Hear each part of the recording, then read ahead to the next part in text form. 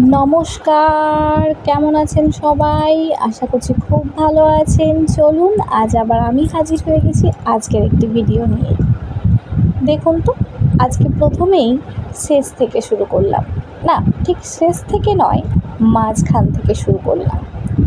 প্রথমে একটু বেসন, তাতে নিয়ে নিয়েছি হলুদ গুঁড়ো, লঙ্কা গুঁড়ো, জিরে গুঁড়ো, ধনে গুঁড়ো আর স্বাদ মতো নুন দিয়ে এবার বেসনটাকে বেশ ভালো করে সামান্য জল, আর হ্যাঁ, অবশ্যই 2-4টে কালো জিরে দিয়েছি। খুব একটা বেশি কালো জিরে দিইনি, কারণ কালো জিরেটা আমার মুখে লাগে, তাই খুব অল্প পরিমাণেই কালো জিরে দিয়েছি।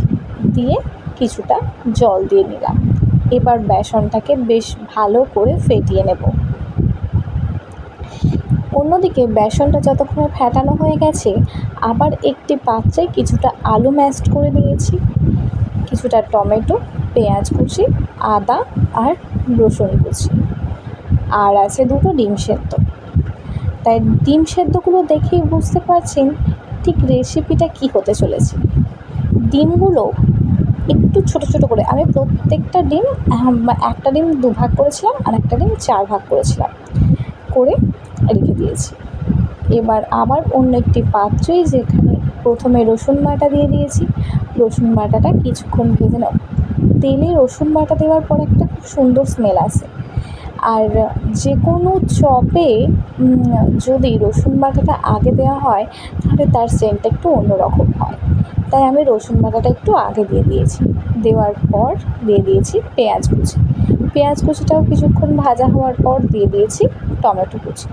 টমেটো দেওয়ার পর যখন পেঁয়াজটা আরেকটু বেশ ভালো করে ভাজা হয়ে গেল, টমেটোটাও একটু নরম হয়ে এসেছে, তখন দিয়ে দিয়েছি আদা কুচি, আর দিয়েছি ধনে গুঁড়ো, জিরে গুঁড়ো, আর আগে থেকে যে ম্যাশড করা আলুটা ছিল সেটা, আর একটুখানি নুন। আমি এবার ভালো করে মশলাটা কষিয়ে নেওয়ার পর তার মধ্যে ডিমটা পুর হিসাবে দিয়ে দেবো। দেখে বুঝতেই পারছেন আমি কী করতে যাচ্ছি। না, ডিমের টেবিল নয়, কিন্তু আমি করতে যাচ্ছি ডিমের চপ। এক্স্যাক্টলি ডিমের চপ। একটা কথা বলি, আমি কিন্তু এখানে আপনাদের রেসিপিটা শেখাচ্ছি না, বা আমি যেটা করেছি সেটাই দেখাচ্ছি। হ্যাঁ, সব কিছু বেশ ভালোভাবে এতক্ষণে এগোচ্ছিল। আর আমি প্রত্যেকটা, একটা ডিম 4 ভাগ করেছি, কারণ 2 ভাগ করলে দেখছি যে পরিমাণে বড় আকারটা নিচ্ছে তাতে খুব একটা সুবিধা ঠেকছে না। তাই একটা ডিম 4 ভাগ করে নিয়েছিলাম, আর 2টো রেখেছিলাম যদি কেউ অন্য কারোর জন্য, যদি কর্তামশাইয়ের জন্য রাখা যায়, তাহলে ওই একটা বড় মতো করে রেখেছিলাম। বেশ ভালোভাবে প্রত্যেকটা ডিম আলু দিয়ে কোট করে নিয়েছি।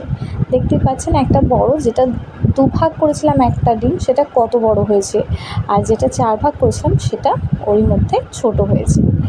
আমার ডিমগুলো সবই ঠিক ছিল, যেটা সব থেকে গন্ডগোল হয়েছে তেল আসার আগেই দিয়ে দিয়েছি।